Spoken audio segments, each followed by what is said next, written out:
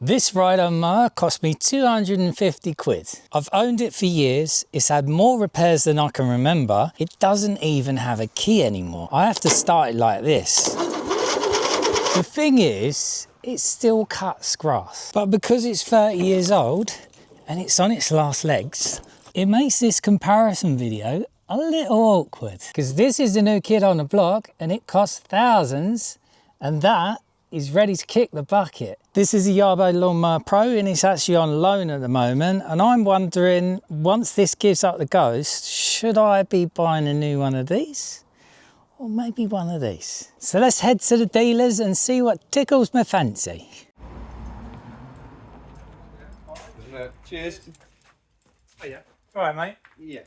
I'm just coming to have a nosy in machines. So my ride-on didn't cost me much and it's been brilliant for what I paid for it, but if I was replacing it today, where would I actually start? I suppose something like this would be an obvious replacement. It looks to be the similar size, but straight away, I think I've got a couple of concerns.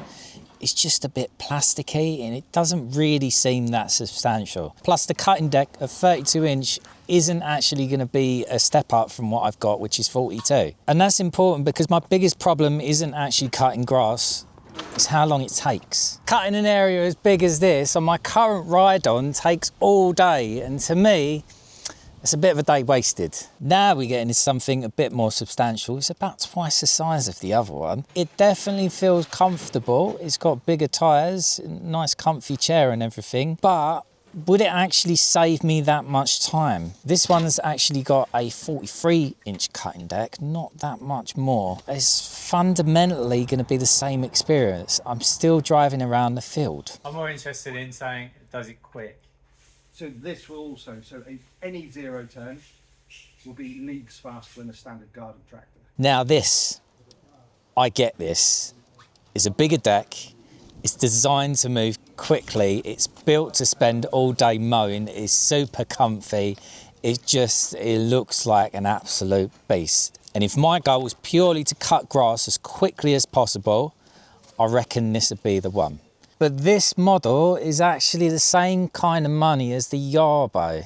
The wild card here is that today I discovered that this model's predecessor is discontinued, and as a result, whilst it used to be the same price as this one, there is currently a 41% discount, and this dealer have the last two in the country. I don't think I'll ever get an opportunity like this to own a machine as good as this for that kind of money, that's even cheaper than current second-hand models on Marketplace at the moment. This is a tough one now, because I really like it. Well, that's certainly thrown the cat amongst the pigeons. I went there expecting to prove that the Yarbo was going to be the obvious choice, but I've accidentally found a zero turn that I really want. Before I get carried away, let's remind myself what ownership is like.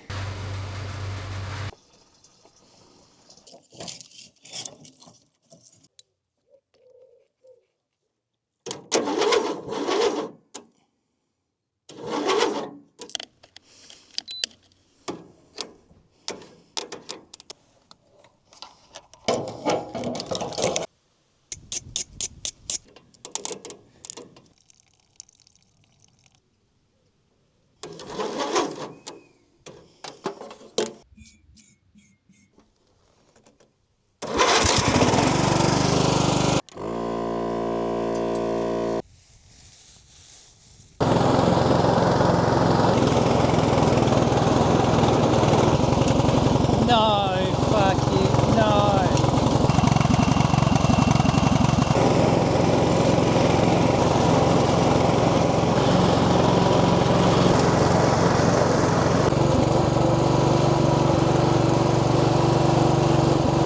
Nah, it should have just conked out. Let's see, I just need to get it in mine on next door. Oh. No? No? We're actually out of fuel. Where the bloody hell did that all go? Oh, Jesus. Oh, I did not enjoy that one bit. I feel a bit sick from the fumes. And the noise as well, yeah.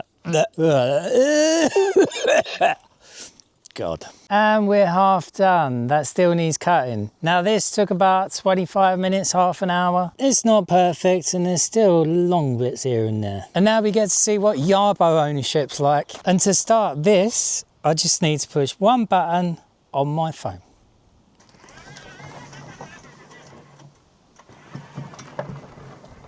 Oh, where are you going?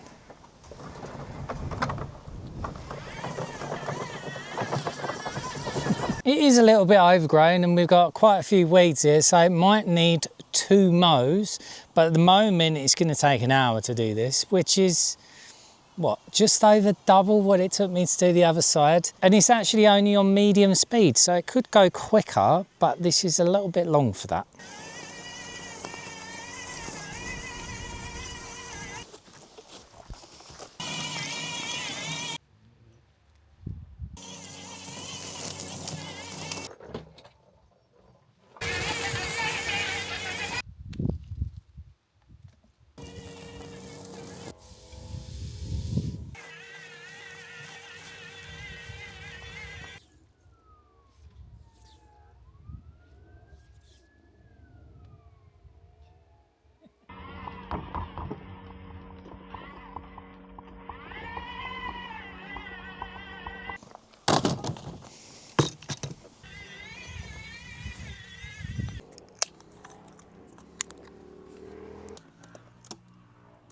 Ready to charge. And it's done. So I did send it out on 2 cuts altogether. So yeah, it took 4 or 5 times longer, but as you saw, I was doing other stuff. Again, there's the odd long bit here and there. Nothing another cut in a different direction wouldn't sort out though. Something else we need to think about, there is a fundamental difference between a Yarbo and a ride-on mower. Thing is, if I get off this, it stops. And if you get off this, it just carries on. Jokes aside, you still need to look after the Yarbo. You still need to clean it, clean out the grass and stuff. And you also need to grease the tracks. But that's nothing in comparison to servicing an engine and messing about with fuel and carburetors that are missing a throttle linkage, so you have to use a cable tie. And belts. They've all got belts. Epoxy belts that slip off and snap. It's a nightmare. Plus the Yarbo is surprisingly capable. You can go from long grass like this to short grass like this. Plus it can tow stuff, although I suppose you can get an attachment for a 0 turn and that can tow stuff as well. Although talking through things, I'm not as convinced on the 0 turn. Not because the Yarbo cuts better, not because it cuts faster, but because somewhere along the way, I've realised I don't actually enjoy mowing. I enjoy having a nice lawn, which is a bit of a struggle at the moment because of the bloody no rain forever.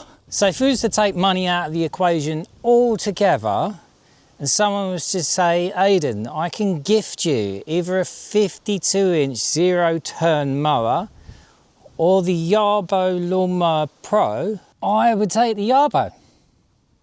I suppose the biggest surprise wasn't that I liked the Yarbo, I already knew I liked it, it's how tempted I've been by a 52-inch 0 turn at a bargain price. You see, I think I've realised after living with autonomous mowers for months, I don't actually miss mowing.